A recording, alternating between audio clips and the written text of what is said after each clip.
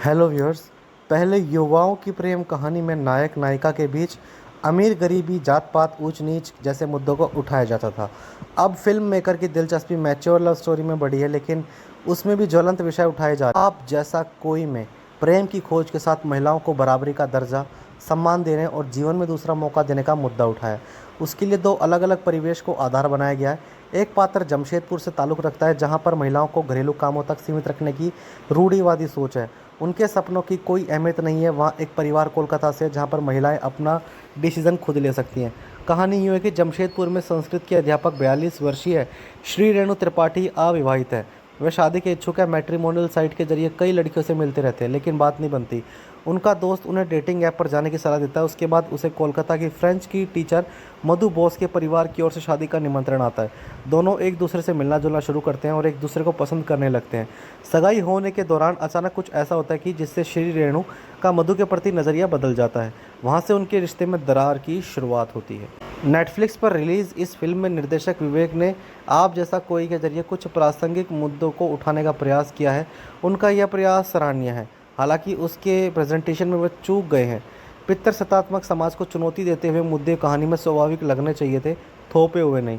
यहाँ पर थोपे हुए लगते हैं। शुरुआत में श्री रेणु और मधु की मुलाकात और बातें बहुत खुशनुमा लगती हैं। फिर फिल्म में टकराव की वजह सेक्स चैटिंग ऐप्स बनता है। वहीं से श्री रेणु की संकुचित और मधु की बेकाकी और आधुनिक सोच में टकराव होती है। हालांकि यह टकराव तनावपूर्ण और दमदार नहीं लगता। श्री रेणु को यह बात सहजता से स्वीकार लेता है कि एक उम्र के बाद कोई लड़की वर्जिन नहीं हो सकती, लेकिन ऐप पर लड़की का बिंदास अंदाज में बात करना बर्दाश्त नहीं। यही नहीं, संस्कृत का शिक्षक होने के बावजूद उसकी उपयोगिता फिल्म में कहीं नहीं दिखती है। यह पहलू भी खटकता है कि सही मायने में लेखक राधिका आनंद और जिहान हांडा की लिखी कहानी फिल्म मिसेस और रानी की प्रेम कहानी का मिश्रण नजर आती है। मिसेस की तरह यहाँ पर एक परिवार महिलाओं की आकांक्षाओं और महत्वाकांक्षाओं का सम्मान नहीं करता। उसके लिए महिलाएं रसोई तक सीमित है। वहीं दूसरा परिवार उम्र के दायरों को नहीं मानता। वह खुली हवा में सांस लेना पसंद करता है।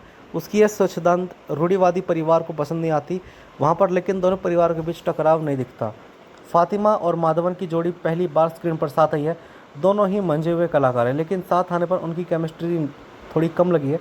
दोनों का उम्र परिवेश अलग है, लेकिन पात्रों में वह समुचित तरीके से नहीं उभर पाया। बहरहाल फिल्म में चरित्र भूमिकाओं में मंझे कलाकार हैं, जो इस कहानी को विश्वसनीयता प्रदान करने में बहुत इंपॉर्टेंट रोल अदा करते हैं।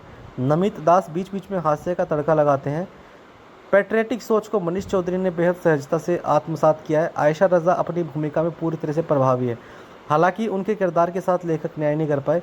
यह फिल्म कुछ अहम मुद्दों को सार्थक और तक तरीके से टुकड़े में पेश करती है, हालांकि पैट्रियटिक समाज की कठोर सच्चाई को तोड़ने का प्रभावी तरीका नहीं बन पाती है।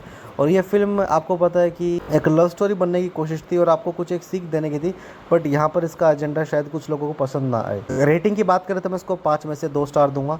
अगर आया हो रिव्यू पसंद कर देना, लाइक शेयर सब्सक्राइब। मिलते हैं नेक्स्ट वीडियो में।